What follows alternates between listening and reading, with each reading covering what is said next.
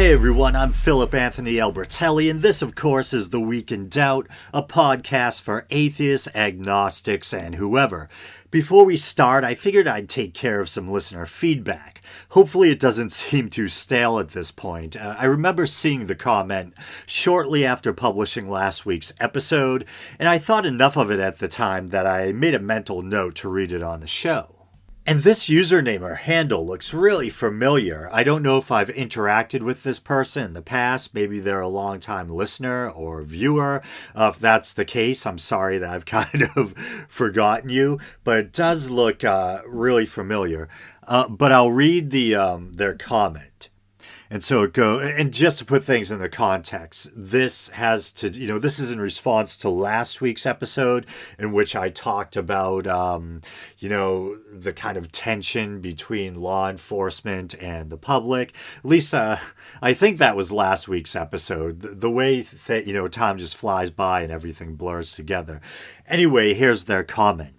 You mentioned chokeholds, and I'd like to share some information I found recently. Steven Crowder does a pretty good breakdown of this, complete with a demonstration. A properly executed chokehold does no damage to a suspect, especially compared to continuing a physical fight with a suspect. After some thought, it seems to me that banning chokeholds in police departments might actually lead to further unintentional or necessary carnage in these scuffles. And so now I'll read my response. So I said, that's an interesting point. I can see the logic in that argument. That if you are unable to quickly and effectively restrain a suspect, the result could be a prolonged physical altercation that increases the risk of harm for both the cops and the person being taken into custody. The question is, are cops using certain chokeholds that are unauthorized or unnecessary or more dangerous than others? Maybe if you have multiple officers on the scene, you could focus on getting hold of the suspect's arms in order to cuff or restrain them. Either way, what Chauvin did was horrifying. I could be wrong, but it appears Floyd was already restrained with several officers on top of him. Putting your body weight on his neck for almost 9 minutes is outrageous. And I'm not a trained combatives instructor, and that just made me think of James Wilkes' appearance on Rogan where he was debating Chris Kresser, and I was on Wilkes' side of that debate, obviously, if you know anything about me. But it was kind of funny because I think it would have made a good drinking game. James Wilkes repeatedly refers to himself as a combatives instructor. But yeah, so, you get my point. I'm not an expert on this kind of thing. So I try to maintain a due amount of humility while talking about things like police procedure, chokeholds, how to safely restrain someone, etc. So I don't know if me suggesting that maybe the officers could focus on or restrain the person's arms is naive of me or whatever. But one thing I do know, kneeling on someone's neck like Chauvin did, especially for as long as he did, I can't even find the words. It's horrendous. And yeah, so you might have noticed that they mentioned Steven Crowder by name. The only thing I like about Steven Crowder is his Cenk Uygur impression. Everything else about him, I basically can't stand. And that's not me going after Cenk, by the way. I actually find myself watching and listening to the Young Turks a bit more lately. Full disclosure, I think as someone who can't stand Trump, I just find their rabid anti-Trump coverage to be, somewhat cathartic or satisfying. Hey, at least I'm honest about it, right? But yeah, I will give him that. His Cenk impression is pretty damn good. The drinking grease straight from a baking sheet or pan or whatever. Like I was saying, otherwise, I think his content just amounts to right-wing, talking points packaged in subpar humor. But yeah, I remember way back in the day, he used to be on Fox News, and I pretty much thought his comedy sucked then, too. I think he may have been, kind of like one of their pet ambush journalists, similar to, Jesse Waters. Jesse Waters, might be the smarmiest person on the face of the earth, either him or Dinesh D'Souza. And I know I'm being pretty negative here, but that's not in any way meant to be disrespectful to the person who left the comment. I thought it was a very good natured comment, and I welcome anyone, whether they agree or disagree with me, to reach out, and offer their take on things. And I'm always thankful when someone who disagrees with me or takes issue with one of my points takes the time to leave a thoughtful, well-mannered comment, instead of just trolling the comment section. So thanks for leaving the comment. It's much appreciated, and you definitely provided some food for thought. And then friend and listener Goose Geese Mouse Meese, at least I think that's how it goes, tweeted a response to last week's episode. Goose Geese Mouse Meese is always offering me feedback and encouragement via Twitter. And it's much appreciated. It's always good to know that someone's actually, listening. Every once in a while, I get the fear that I might be kind of like the online version of Robert De Niro's character in The King of Comedy, where, Rupert Pupkin was pathetically talking to cardboard cutouts in his mother's basement, pretending to be the host of a late night show. My fear, used to sometimes be that I was talking into a mic, playing pretend and no one was listening on the other end. But my regular listeners have repeatedly proven to me that, that's not the case. Very thankful to all you guys who like Goose Geese. I'll just shorten it, like that. Take the time to reach out and give me feedback. But here's his tweet. I enjoyed this episode so much. Lately, I feel like no one is being impartial about the virus and the protests. At Joe Rogan, at Atheism is Unstoppable, at David Pakman Show, at Brett Weinstein, etc. Listening to them is making me feel crappy. Your podcast provided a respite that I needed. So thanks, man. I really appreciate that. It's actually, it's pretty humbling to hear myself mentioned in the same breath as those, these really big content creators. Some of them relatively big, depending on which one we're talking about. So it looks like Goose Geese and I, watch or listen to a lot of the same content, which doesn't surprise me given the nature of our interactions. I watch Rogan regularly, usually while I'm on a stationary bike blowing off steam after work. Brett Weinstein, yep. I mentioned half jokingly in last week's episode how his videos keep showing up in my YouTube queue. And yeah, that's still happening. And it seems like they're still trying to force the Rolling Stones Useful Idiots podcast on me too. And in a little bit, I'm actually going to be playing clips from both Rogan and Brett Weinstein's Dark Horse podcast. And then David Pakman. And to be honest, lately, Pakman Show is pretty much the only audio podcast I've been listening to. This has pretty much been my routine since the lockdown lifted. I've been working on this long remodeling job with my brother in Newton, Mass. And even with the lighter traffic, it can still take me about a half an hour or so to get there.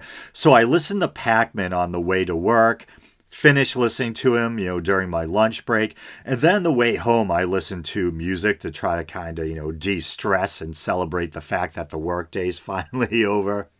Maybe in the YouTube version, I'll include a screenshot of my playlist.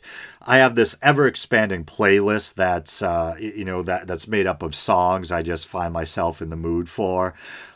Pretty eclectic. Patti Smith, Pink Floyd, Ghosts cover of Rocky Erickson's song, If You Have Ghosts, Lorena, is it Lorena or Lorena?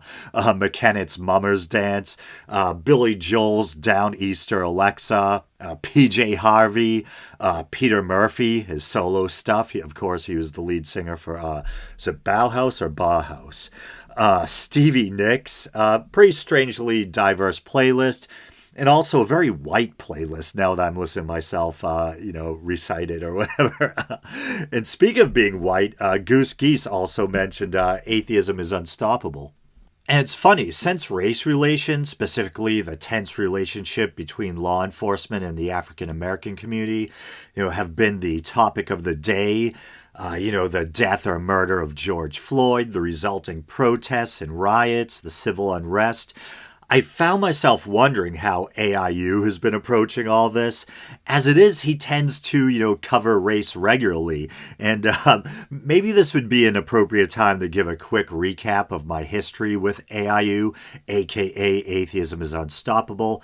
Not sure the also known as was necessary there, seeing as AIU is just an acronym for Atheism is Unstoppable. There I am overthinking things as usual.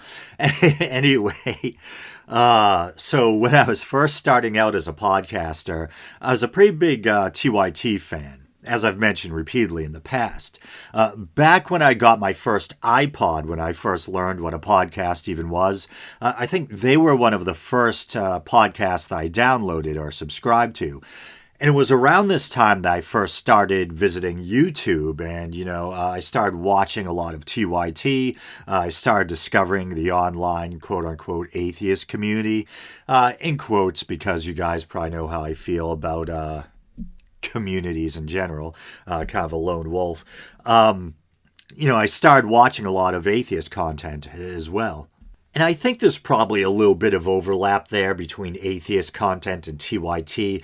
Cenk only mentions it usually when he's covering a news story that has to do with religion, but I think he's pretty much agnostic at best. But anyway, so it was roughly around this time that I started my own podcast. And remember how Islam and acts of Islamic extremism were always in the news? The online atheist community, even back then, had been divided over attitudes towards, political correctness, etc. And this extended to Islam. There were people on one side who I think rightly believed that Islamic extremism was a serious threat, and we should be free to criticize Islam the way we would criticize any other religion, i.e., Christianity, etc.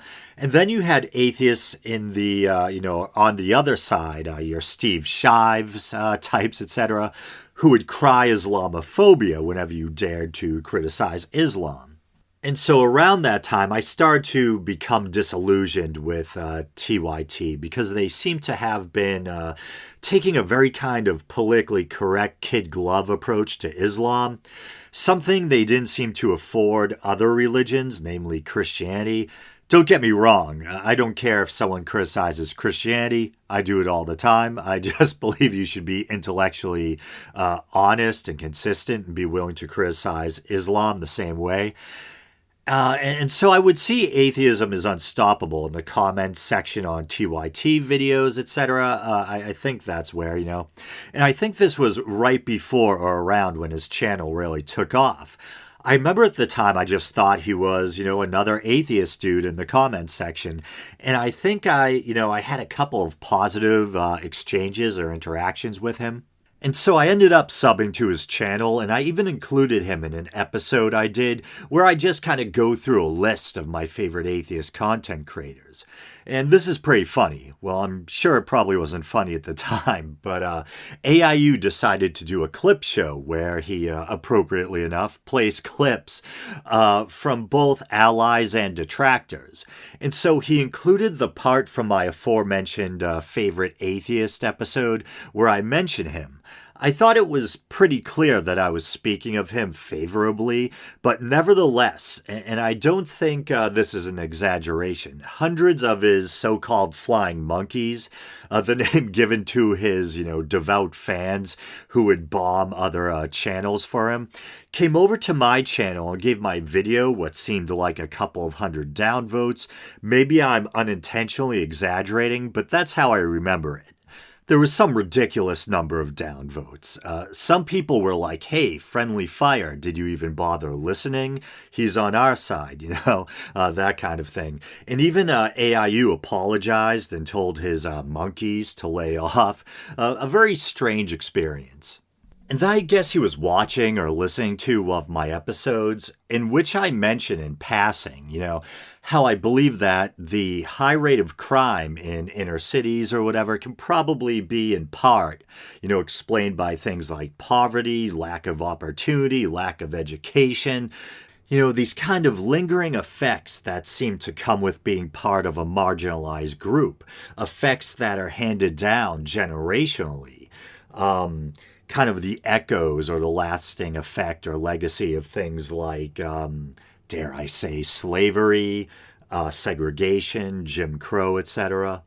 And even right now, as I'm recording this, I notice that I'm feeling a bit self-conscious because whenever you dare to suggest that these things, yes, from the past, and all depends on how you look at it. I would say the not so distant past. Some people might argue that it was a long time ago.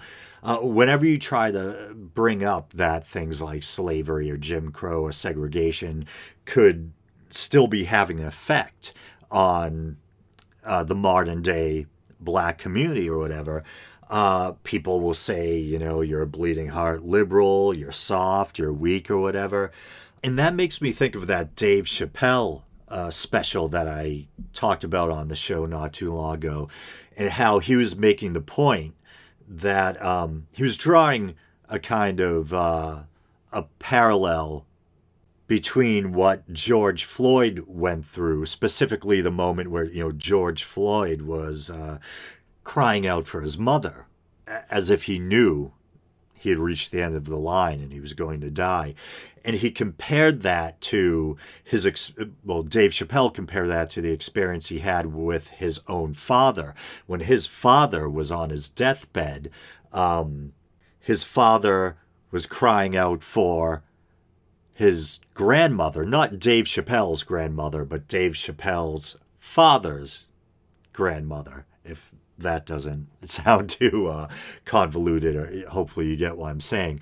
And maybe it was the grandmother who had raised his father that he felt, this deep kind of connection with. And Dave Chappelle is making the point that that grandmother that Dave's father was crying out to on his deathbed was the daughter of slaves. I believe that's, what he said.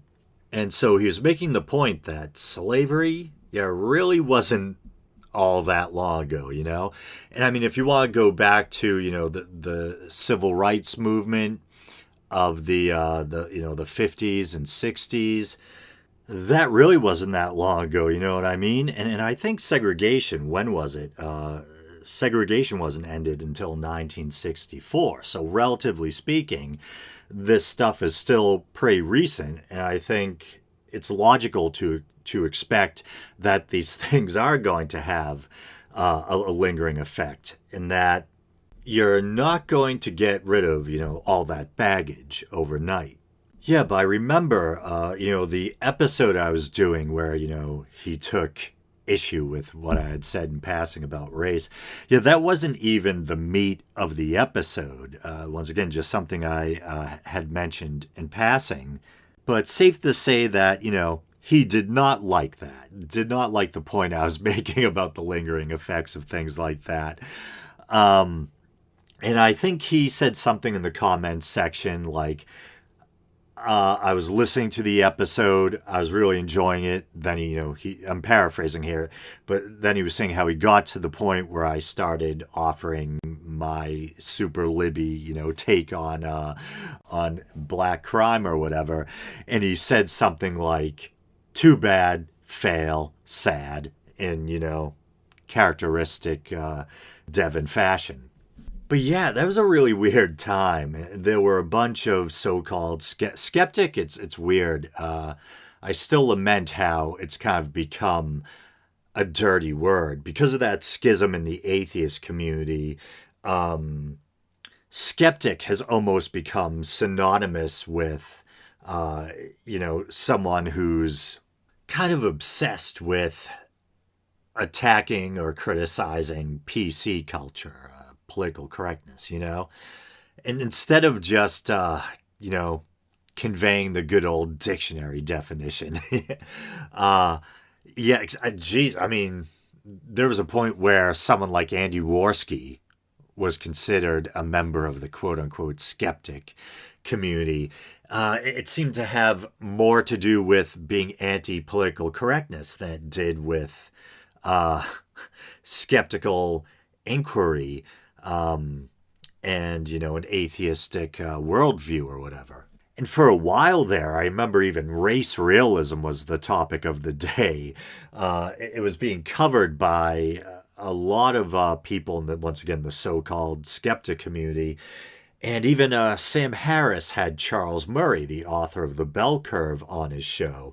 So looking back, it was really kind of a strange, dark period, But because I like to think of myself as someone who's really devoted to empirical evidence, to the facts, the truth, no matter how disturbing the truth may be, I decided that I was going to cover it too. And I did on one or two episodes way back when, I actually tackled the subject of race realism. And because it's so central to that topic, I also tackled race and IQ. And I remember feeling very uneasy dealing with that subject matter. And man, what a minefield. And, I think that there should be no subject that's taboo when it comes to, what can be discussed intellectually, in an attempt to get at, the truth. But yeah, once again, looking back, I mean, there was so many people in the so-called skeptic community who were so kind of focused or drawn to race realism that, it's like, if you're so why were people so drawn to that specific topic? You know what I mean? And looking back, I think it's because that segment of the so-called skeptic or atheist community or whatever started leaning, shall we say, harder to the right than at least I myself was comfortable with.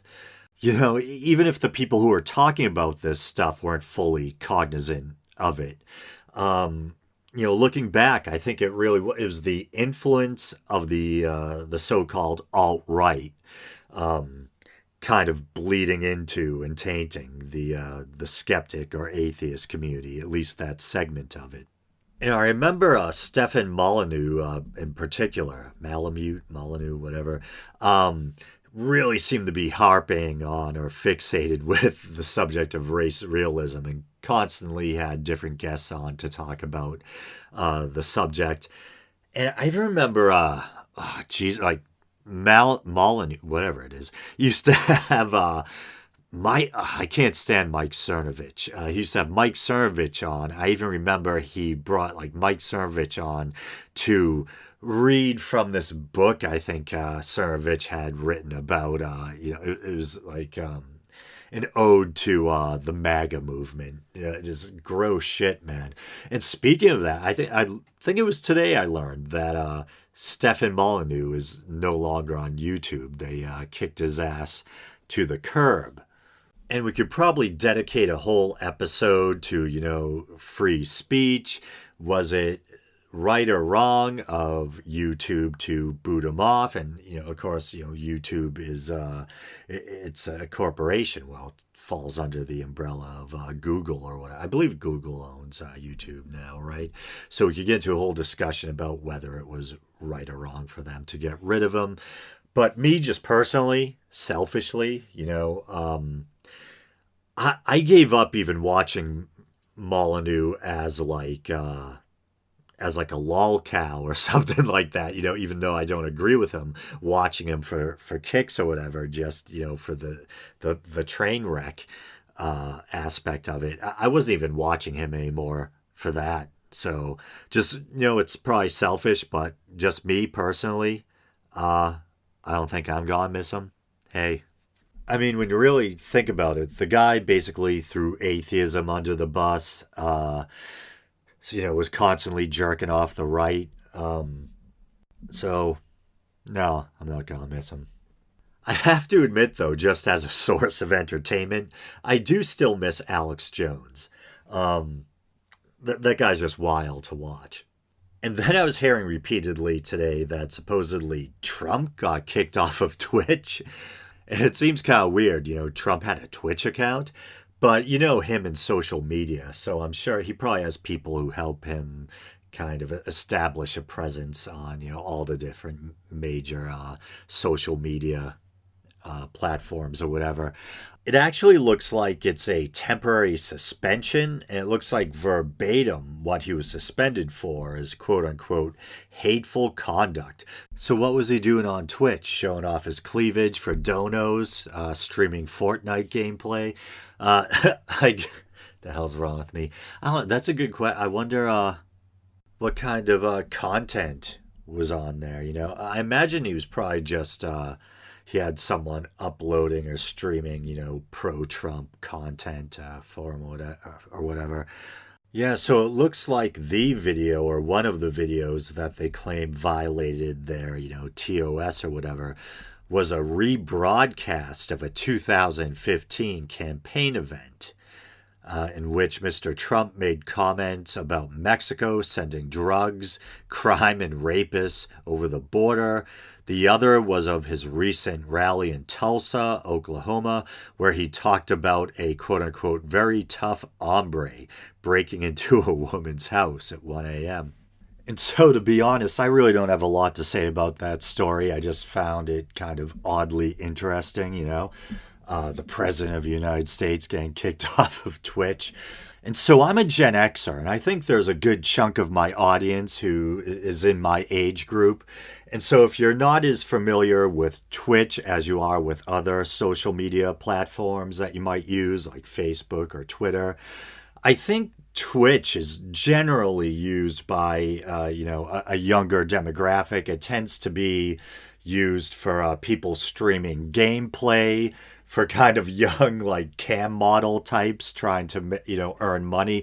But it's strange because I think Twitch is actually, I don't know if conservative is the right word, but they have strict rules against nudity and that sort of thing. But there's like young cam models that find ways around that. They'll like body paint themselves and stuff like that. So yeah, it's mostly used by younger people, and it's primarily a streaming platform. So it's kind of funny that, hearing the president of the United States got kicked off of Twitch. And so to be honest with you guys, this episode has been taking me a while to record. I think it's day 3 now. I've just been so busy with my day job and then kind of decompressing after work, working out, showering, not much time to myself before I have to fall asleep and start the whole vicious cycle over again. So I've been trying to sneak my recording in mostly before work. And so there's been, little stories popping up while I've been trying to record this show. And so another one is, it looks like YouTube is kind of at it again with demonetizing channels. You guys might remember that like a year ago or so now, they were just wholesale demonetizing people's channels, not demonetizing an individual video, but entire channels. And that happened to me. I think I had a few videos on my channel that, in fairness, they weren't my original content. I would isolate clips from like atheist versus theist debates. I had some like Christopher Hitchens clips, some Bill Maher clips, Real Time with Bill Maher. And I wasn't even, that I'm aware of, making money off of those. Usually I would just out of principle, I would try not to opt in to monetize those individual videos, or maybe if I did, there would be no monetization, or it would go to the person who owns the actual rights to the video, which is perfectly fair. But I probably had like a handful of videos like that compared to, I think, the literally hundreds of videos that are my original content, the video versions of this podcast. And I was far from the only one, And the phrase that people kept hearing, that was in the notices from YouTube why their channels were demonetized, it was the phrase reuse content, which basically means it could be uploading a whole video or clip that, because they're able to, the spooky algorithm, but really, they have an algorithm or algorithms that allow them to tell if a clip or the whole video on one channel is being uploaded to another channel. And I think the point they were trying to make is they were trying to make YouTube a platform where all the content was unique and you weren't seeing duplicates of clips or videos scattered all around. You know what I mean? Something to that effect. And of course, this becomes very problematic because there's a lot of people who, as far as, I can tell, it's a matter of fair use. People who have clip shows or people who do these kind of commentary shows or even news style shows where it could be an hour to 3 hour long show and they're just playing little bits, little clips of, from news stories or other content creators so they can then comment on them. And as far as I can tell, that's fair use. But YouTube's never been very good at recognizing fair use. I think they tend to err very heavily on the side of observing copyright concerns. And call me cynical, but I doubt that's out of some principled stance. I think it's more that they're trying to keep themselves out of legal trouble. And they go so hard with that fair use is pretty much all but ignored or disregarded. Luckily, in my case, believe it or not, I was able to get a hold of someone at YouTube by, simply tweeting at them, which is very strange, and other people have commented on that. YouTube makes it very hard to get in touch with them, finding an effective phone number or something like that. And yet, you do stand a chance of getting a hold of them via Twitter. It's very, very bizarre. I find that with big corporations in general nowadays, they tend to... geez, sound like an old timer. Their companies tend to make it, I imagine, maybe I'm being paranoid, but they make it be intentionally difficult to get a hold of them. And YouTube is no exception. But yeah, strangely enough, a lot of people have luck getting a hold of them via Twitter. And so I tweeted out, and I at YouTube and mentioned how my YouTube channel, which is basically just a vehicle for my podcast and it's mostly original content, has been completely demonetized. And very quickly, to their credit, but I have to, recognize in fairness, this isn't the case for many people out there. I got kind of lucky. They reversed the decision and remonetized the channel. But I did notice that my channel wasn't drawing as many eyeballs after that because I had kind of culled or expunged all the potentially offending videos from my channel. So, I had like clips of Richard Dawkins debating that Fox News priest, and I had real time with Bill Maher clips. And even though I wasn't making money directly off of those videos, I think they kind of drew eyes to my channel, and that might have caused people to explore my original content or whatever. And it was very odd. I had a couple of months in a row where I started to make almost like $200 a month, might have been 2 or 3 months in a row. And then after my channel got demonetized and remonetized, as has usually been the case with my channel, my earnings went down next to nothing. Now it takes me maybe... Wow. I told you guys I was recording this in the morning. It sounds like there's a garbage truck out there, and either they're honking their horn or a neighbor's honking their horn trying to get out. My apologies. Very unprofessional. Where the hell was I? Oh, yeah. So for most of my YouTube career, because I've never really made a lot of money, really in the grand scheme of things, next to nothing on YouTube. and my channel is still very, very small. I've had the rare video where I really get lucky, like my Baphomet documentary, my Krampus documentary, my St. Patrick documentary. Those things have gotten thousands and thousands of views. I think my Baphomet documentary probably has over 80,000 views or something now. But my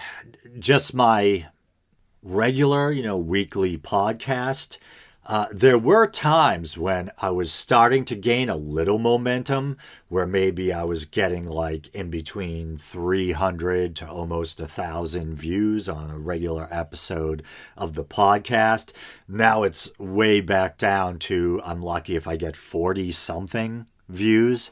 You know what I mean?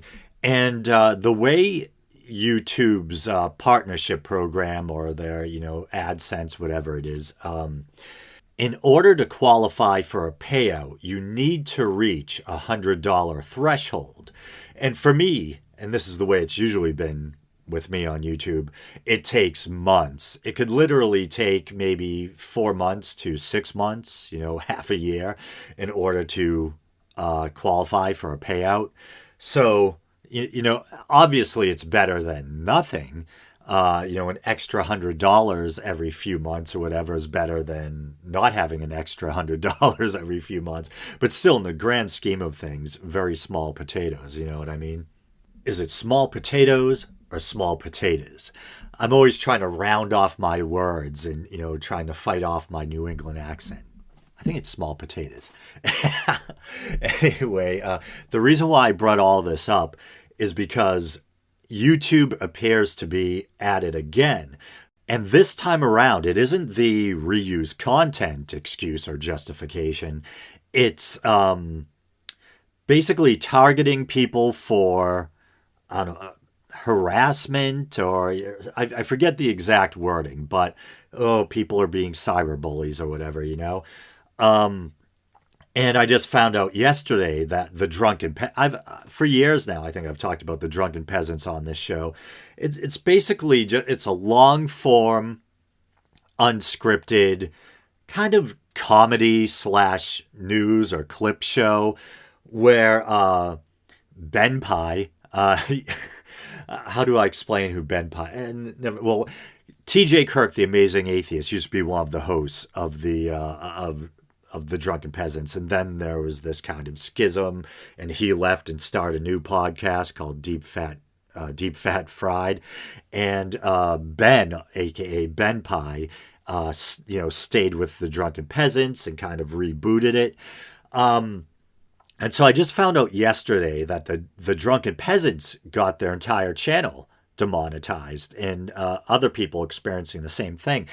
And I wouldn't say that the drunken peasants engage in cyberbullying or harassment.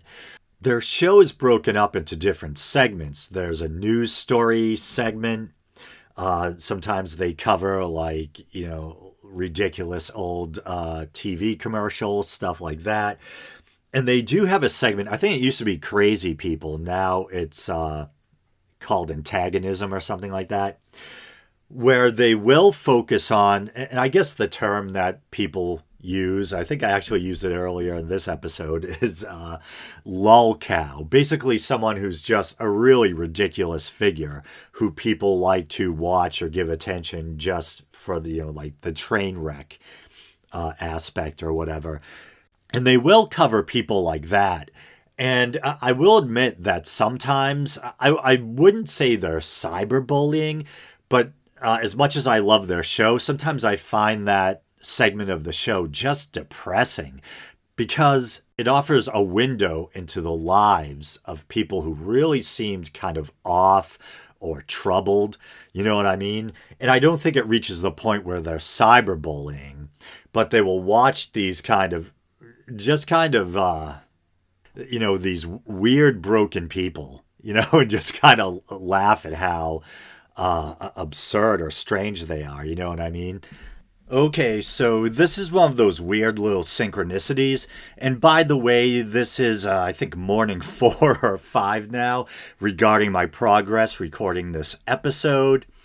I was just talking about AIU, and then I come home from work last night, and I saw that there was a new Cult of Dusty video in my feed. And in it, he mentions in passing that AIU has supposedly been banned from YouTube. I think it was YouTube, but he did say he had been banned. So I'm not sure if this is actually the case or not. I suppose I could always just do a quick search for his channel. But after I stopped watching his content, it seemed to take forever, maybe a half a year or more, before YouTube actually stopped recommending his videos in my feed. And I'm afraid a search might trigger the damn algorithm again.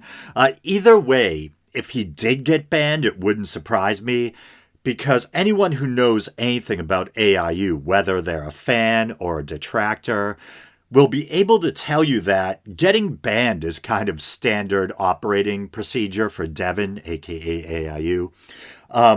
Get banned, start new channel, get banned again, start another channel, wash, rinse, repeat. I don't know what his most recent channel was called, but I remember there was like Atheism is Unstoppable 3, Atheism is Unstoppable 4, etc., that kind of thing. But it's coming back to me. I think one of the specific things AIU took issue with regarding my take on why there are higher crime rates among certain minority groups, my suggestion or belief that things like slavery, no matter how long ago it seemed, because it's not just slavery, then it was segregation, Jim Crow. These things seem to have a lingering effect that span generations. And, that things like poverty, lack of opportunity, social marginalization, racial stigmas, these things don't just disappear overnight. He somehow interpreted my position as, an excuse or justification for, black crime, as if my saying that was an attempt to absolve African Americans who commit crimes of any personal responsibility for criminal acts. No, if you commit a violent crime, you still have to be held responsible for the safety of society as a whole. You can't just hand someone who robs someone at gunpoint or commits a violent act a lollipop and send them on their way.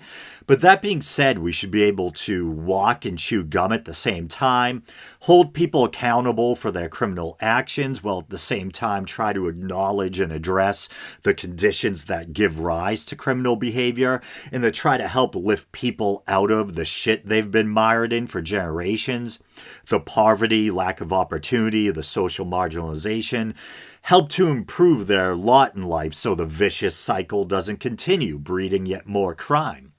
And a disclaimer, I'm just a dude with a podcast, not a sociologist, but makes sense to me, from a common sense perspective tempered with compassion, And if you think my take is politically correct, bleeding heart, liberal nonsense, then you'll have to, if you value consistency, point your fingers at people like Sam Harris and Brett Weinstein, too. These kind of, heroes of the anti-political correctness crowd. And I'm not, trying to chuck Sam Harris. Well, I'm a Sam Harris fan. Brett Weinstein, jury's still out for me. But, these people who are considered heroes of the anti-political correctness crowd, because even they recognize the systemic social issues that hold minorities back, specifically African Americans. I think Brett Weinstein has, multiple occasions recently on his podcast used the analogy or metaphor that it's kind of like a race where, one group got a head start and others were held back, So like I said, before you try to tear into me, look at what some of the people you look up to are saying, because it might be very similar in spots to what I'm saying.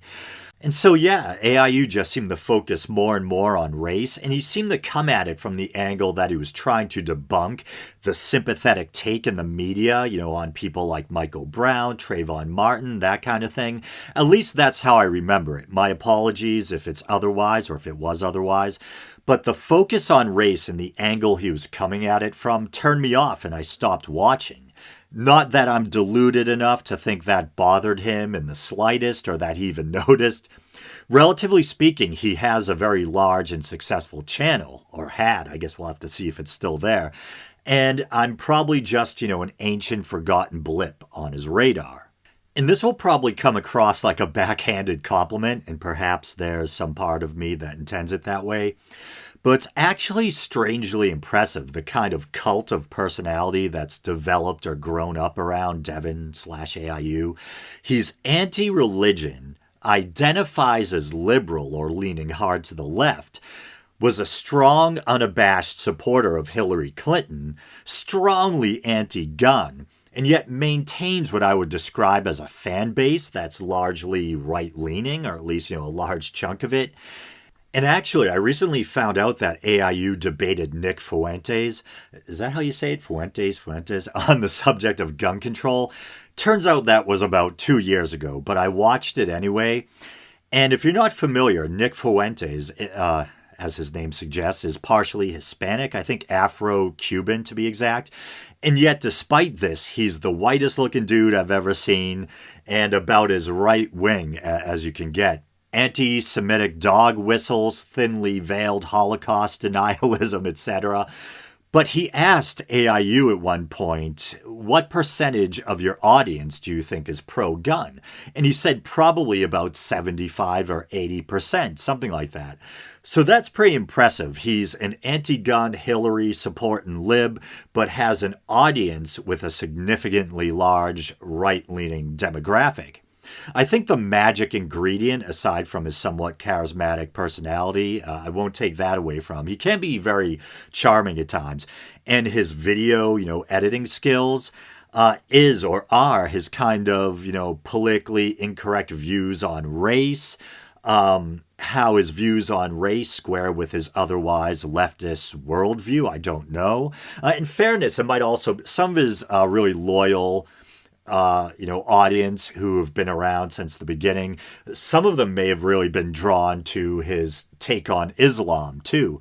And I'm more, sympathetic to his take on Islam. And Islam's kind of tricky because there are a lot of, people who lean hard to the right who are very anti-Islam. And then there's people like me who are pretty, left-leaning, but we're atheists and we believe that religion, we should be able to criticize any religion, especially, ones that seem to, at least in part, fuel things like extremism, terrorism, that kind of thing. And being a podcaster who covers controversial or divisive stuff like this, it's quite the balancing act. So now I probably have to offer the disclaimer just to cover my ass, although, I actually believe this. Obviously, most Muslims are, nice, peaceable people. If you have a Muslim neighbor, see a Muslim person walking down the street, you shouldn't be bigoted towards them. You shouldn't harass them. You should be nice. Treat them like fellow human beings. I personally, one of my favorite poets, Rumi. I love a lot of the writings of medieval Islamic scholars. I love Islamic, medieval Islamic architecture, stuff like that. So, hashtag not all Muslims. And also, one of my favorite musical artists, no, not Cat Stevens, who I've been listening to a lot lately. I like all sorts of music. I like a lot of kind of like 80s new wave and stuff like that. And one of my favorite groups is Bauhaus or Bauhaus. You'd think if they're one of my favorite groups, I know how to pronounce the name. But the lead singer, Peter Murphy, went on, to establish a solo career. And Peter Murphy, I believe, converted to Islam. There's a fun fact for you. But seriously, yeah, it is nerve-wracking. Rehashing this stuff kind of makes me thankful that Islam's not constantly in the news anymore. But yeah, so it's like you can easily get attacked from both sides. You can get attacked for not being hard enough on Islam.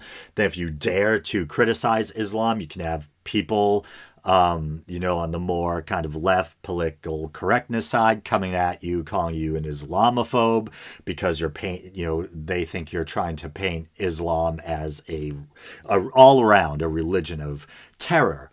And obviously we shouldn't look at it as, which I think some people do, maybe even the type of people who are attracted to to AIU in a way, they do look at, it's kind of a xenophobic approach, that it's the kind of it's the religion of these foreign brown skinned devils, or whatever. When the approach I'm trying to take is looking at the religion the way I would look at the writings of other Abrahamic faiths, the Old Testament and whatnot, and look at the parts that, if taken literally, you could see as how it would inspire bigotry, barbarism, violence. And I think in the case of Islamic terror, I think, yeah, there can and probably are a lot of times political, social factors to things like that. But obviously, when someone kills themselves in the name of, a religion, something, the religion, at least in part, drove them as well. You know what I mean? And just like with Christianity or whatever, there can be more liberal interpretations to Islam. There can be more conservative or even fundamentalist or radical approaches to it. And just like the Old Testament has some awful shit in it, killing people for adultery, witchcraft, homosexuality, whatever. There's some really ugly stuff in the Quran and the Hadiths about, when it's all right to beat your wife, about crucifying and, basically quartering people for, for apostasy and stuff like that. And that reminds me, while I was kind of prepping this episode in my head, something Christopher Hitchens said came to mind. And I can't remember it verbatim, but, paraphrasing. He made an awesome point, just one of those things that just makes you stop and kind of marvel at its simplicity, but its profundity at the same time, And he said something like, when people commit a wicked act and they tell you why they did it, we usually don't question it. We take their word for it. But when someone says they killed in the name of religion, specifically Islam, suddenly, we shouldn't take their word for it. There must have been other, factors or motivations behind it. And sometimes there are, people being pissed off about, a foreign military presence in their land and maybe the toll that takes, or whatever the other issues are. But still, we can't bury our heads in the sand. The religion has something to do with it. You know what I mean? And yeah, so just like a final word on Devin, I often wondered if his audience maybe takes his views more seriously than he does. He often has a very kind of playful or mischievous approach or delivery, but nevertheless, his audience seems pretty serious in their devotion and in their agreement with his worldview. Didn't plan on talking about AIU that long. How'd I get here?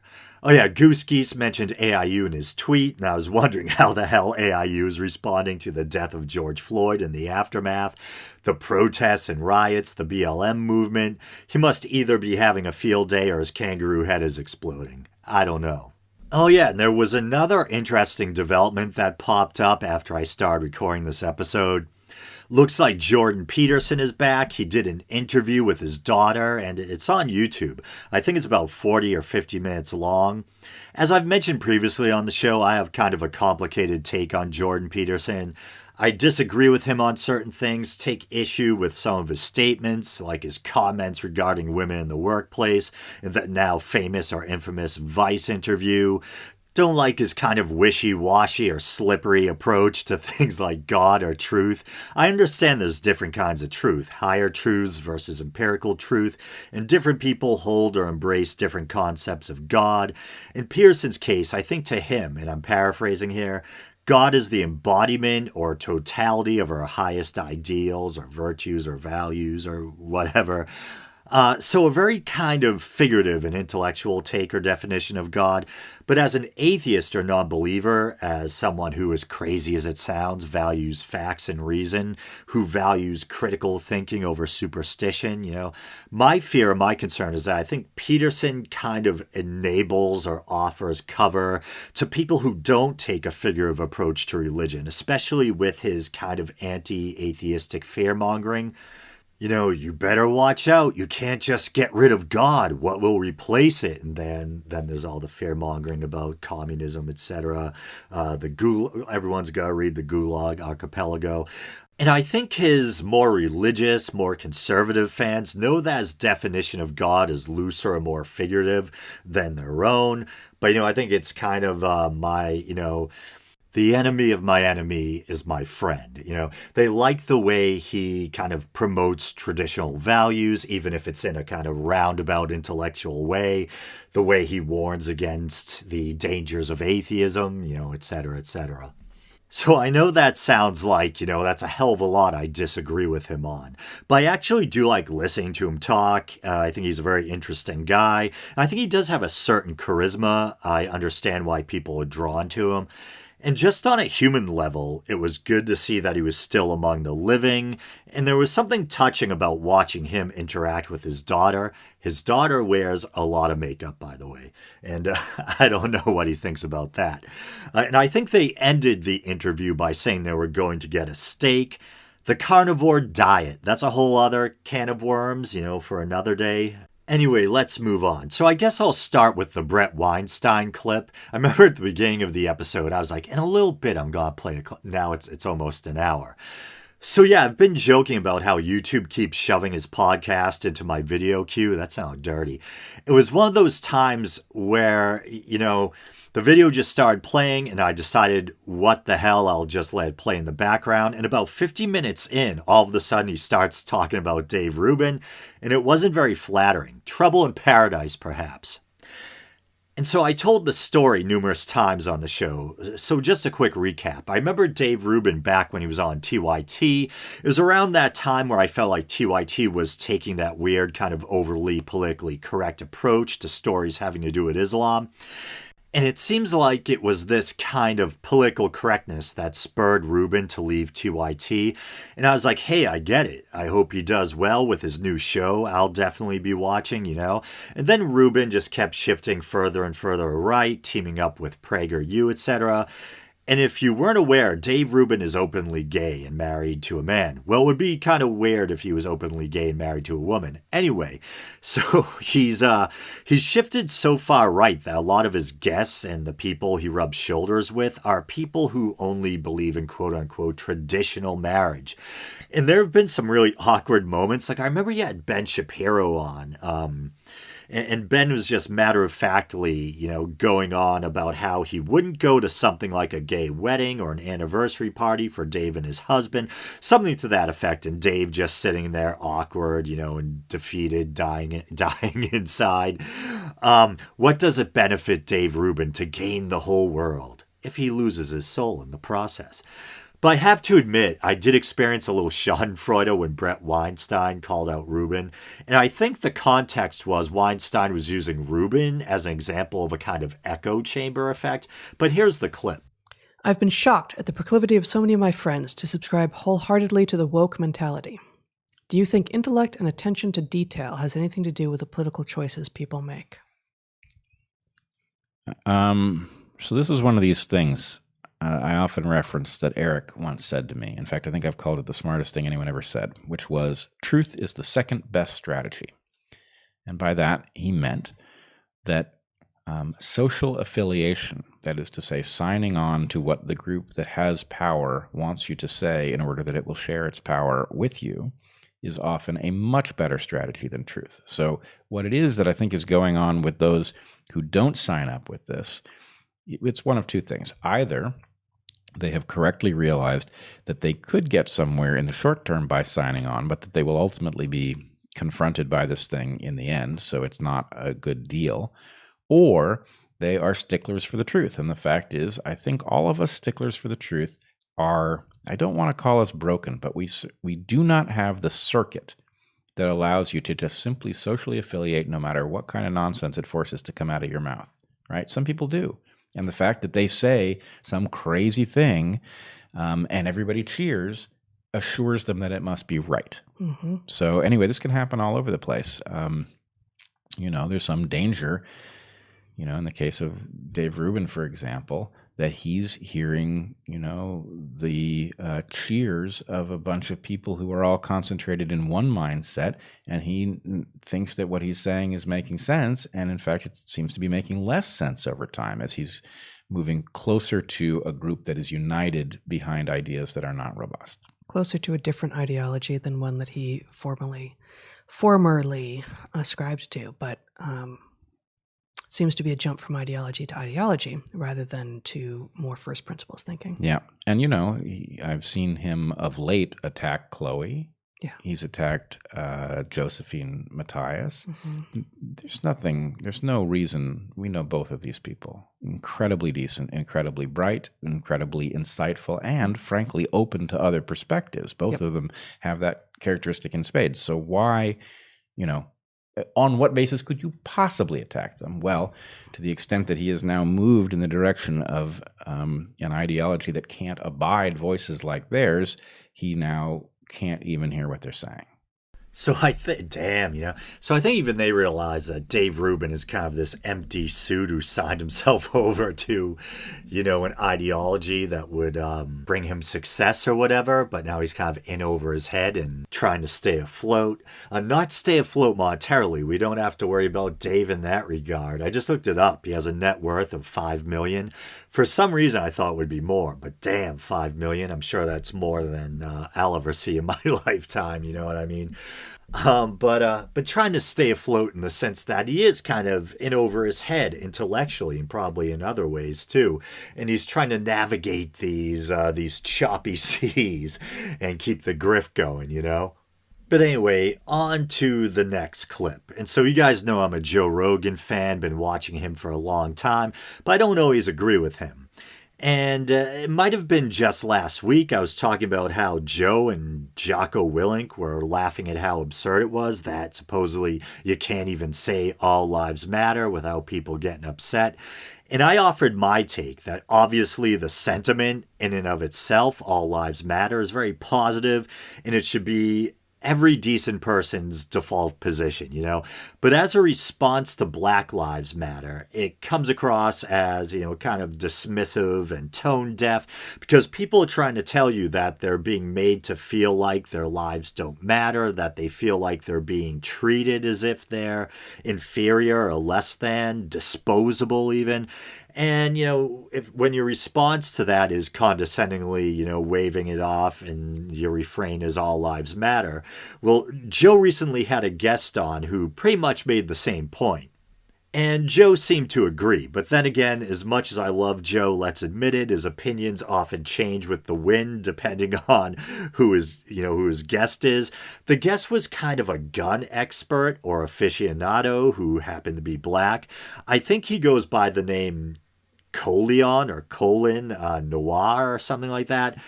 He has a YouTube channel. And for context, despite his take on this one issue, he's kind of right-leaning. And although he's very sympathetic with the essence or message of BLM, he's not a big fan of the movement due to some of the people at the head of it.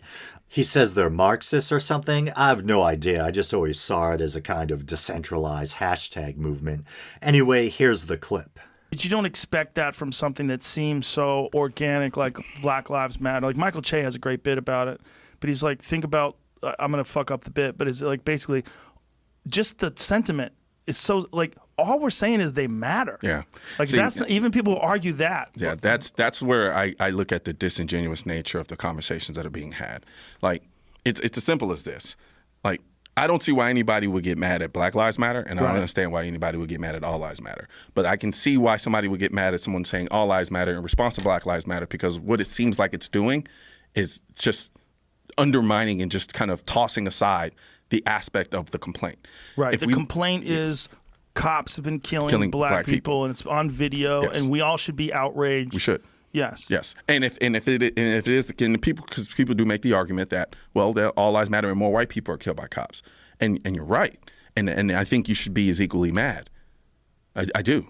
If you police brutality should not stop at race. Right. Police brutality is police brutality. So my thing is this: if we live in a country and we're supposed to be all one, all lives do matter. Mm-hmm. We do. However, if there is a particularized group of people within that inclusiveness that feel like their lives don't matter, at bare minimum, we should have that conversation. Right. We should just at least have that conversation and say, all right, why do you feel that way? Why? What is it exactly that makes you think that your life doesn't matter? And then when we go through the particular points and address each one, you know what? It may be coming from nowhere. It may be delusion, or it may be completely, utterly valid. But at bare minimum, if we can't even get to the point where we have the conversation because our instinctive gut is to say, no, all lives matter. What are you talking about? Right. It's not fair. It's not fair. Yeah. I'm not saying one side is right or the other. What I'm saying is if we're going to be a country that's all one people, and there's a part of it that's telling you, we don't feel like we matter. Right. But we need to address it. Yes. And understand why the fuck they feel that way. Well, if the Indian people were saying the same thing, Indian lives don't matter. I'm not Indian. I didn't grow up in the culture. I don't know what particularized issues you may have growing up in this society. I don't know what the hell you're talking about. But talk to me. Let me hear you out. Right. Because clearly you feel some type of way. So let me hear what you have to say about that. And then we can have that conversation and say, all right, maybe we'll reach a point where they go, you know what? Maybe I was taking this a little too far. Or maybe I go, damn, I didn't realize that. I've been so consumed with my life that I didn't realize that you had to go through these difficulties as well, that I didn't have to. Right. You know? But we can't even get to that point because we're so polarized. Mm-hmm. So polarized.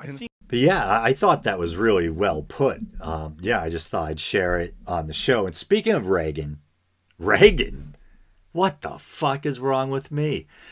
Now, that was a Freudian slip. Did I mean Ronald Reagan or did I mean Linda Blair's character in The Exorcist? We all know me in The Exorcist. Anyway, oh man, I want to go to bed. I've been doing this forever, for days, literally. Speaking of Rogan, he recently had Jon Stewart on. And even though I try not to get too bogged down in the partisan left versus right groupthink mentality thing, given my own leanings, it was good to see a lefty on Rogan, kind of a palate cleanser after some of the more right-leaning guests he's had on. I think even Jocko Willink did a PragerU video recently. Anyway, and actually Goose Geese, the listener I mentioned at the top of the show, he tweeted that he wasn't sure how he felt about Jon Stewart. I have mixed feelings, and this is another odd little synchronicity. Brett Weinstein had recently been talking about Tucker Carlson. Why do I have so much trouble with that name? Tucker Carlson. Okay. Son of Carl. And how he agrees with a lot of what Tucker has to say, but disagrees with about 25% of it. And I'm thinking, I'm not subjecting myself to Fox News on the off chance that Tucker Carlson might occasionally say something I agree with. I don't need Tucker staring at me with his resting Tucker face, that mixed look of anger and bewilderment like he just walked in to find me shitting on his rug. But this ties into my opinion of Jon Stewart. I used to love Jon Stewart back in the day. His on-air persona was very fun and lighthearted and charismatic. Then I saw him on Crossfire, of which Tucker Carlson was a co-host. I have no idea how much mental energy and effort it's taken me to pronounce that name right. I don't know.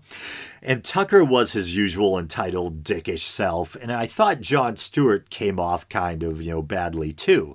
Like very irritable and too easily offended. Still like Stewart better than Tucker, though, and I appreciate all his work on behalf of the 9/11 first responders and how passionately he fights for them concerning the lack of health care and compensation they've received, from the government.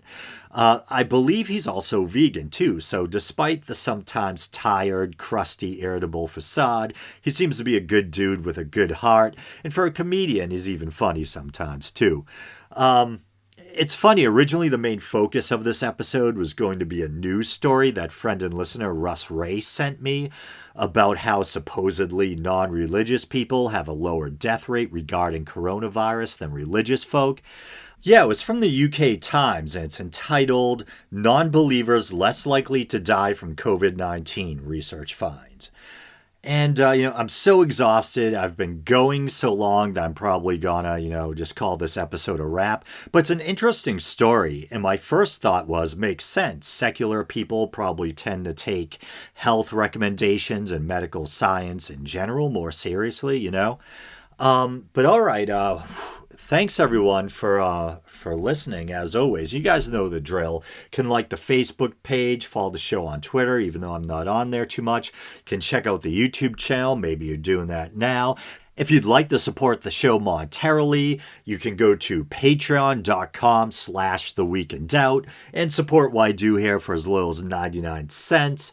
All right, brothers and sisters. Until next time, and I really hope you guys like this one. It took me forever. Okay, play the outro music.